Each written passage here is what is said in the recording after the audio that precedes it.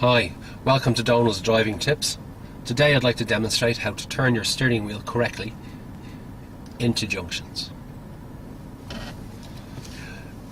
When I'm teaching pupils to drive, a lot of the time you find the way they turn is quick movements like this, or they're crossing their hands, and invariably when they're doing either of these, they don't have a sense of their turn and their position, and they will usually either cut the corner or swing wide. So I would like to demonstrate how to correctly turn the car and the steering wheel into a junction. If we look at the steering wheel as a clock, where we have 12 o'clock and we have 6 o'clock, my hand position is about 2:45, so my hands are comfortably resting on the steering wheel.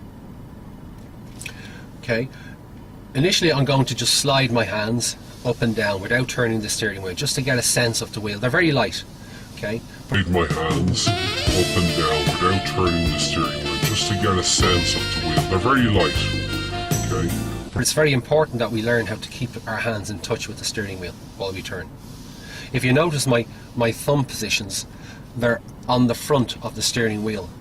They're not where my thumb is wrapped around it or where my thumb is over it.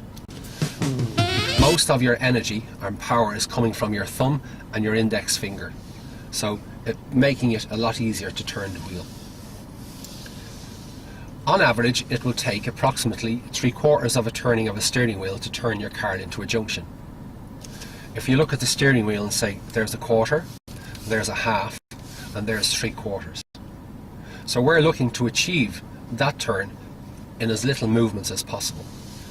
And that is achieved by using the pushing and pulling technique. How we do this is having the hands on the steering wheel, on approaching a junction, bringing your hands up towards 12, as it's always easier to pull down on the wheel than push up on the wheel.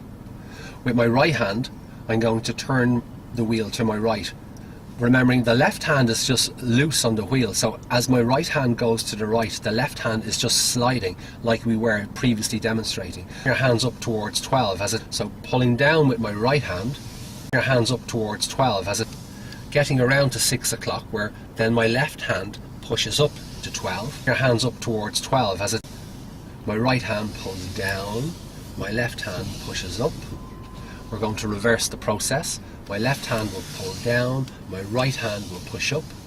And again, we're not allowed crosser hands, so our hands are always meeting at the top and bottom of the arrow and giving the wheel over to each other. So I'm going to bring it back to the center.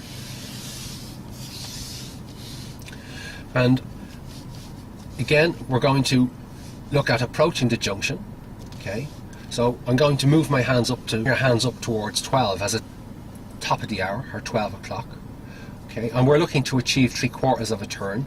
So with my right hand I shall pull down, left hand pushes up, and as you can see, we've achieved 3/4 of a turn comfortably with 2 hand maneuvers. Okay, then we're going to reverse the process, left hand down, right hand up, and there you have it. It'll take a little bit of practice and getting used to, but once your hands get a sense and feel of the wheel, what it does is it allows you to look further afield and to observe a little bit more as you're turning. I hope you enjoyed and benefited from my tutorial today.